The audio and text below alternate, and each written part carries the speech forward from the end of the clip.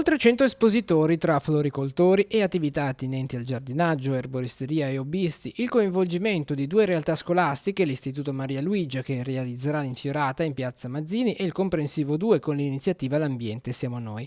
E poi due mostre fotografiche con il CIF e il TIF e le creazioni a mano dei ragazzi del villaggio. Questi i numeri dell'edizione 2019 di Chiavari in Fiore. In questi ultimi anni la manifestazione è cresciuta moltissimo, soprattutto dal punto di vista dei numeri, i numeri degli espositori e soprattutto dal punto di vista delle iniziative collaterali. Quest'anno le iniziative principali sono quelle del coinvolgimento anche delle attività non direttamente interessate alla manifestazione, ma le attività dello shopping, quindi con delle iniziative particolari e curiose che possono attirare anche i consumatori.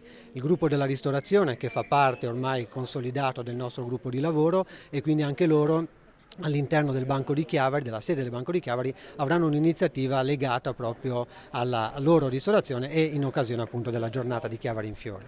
Le scuole in via Rivarola, la infiorata della scuola del Maria Luigia, quindi ringraziamento agli alunni e ai docenti naturalmente della scuola, perché l'infiorata ormai dall'anno scorso è diventato un must di questo evento. Chiavari in Fiore apre così il ricco calendario delle manifestazioni messe in campo dal CIV per la primavera e l'estate, nel quale ci sono molte conferme ma anche delle novità. Quest'anno si aggiunge a Chiavari in Fiore e alla Grande Abbuffata anche una manifestazione nuova che è quella di Bar a Onda.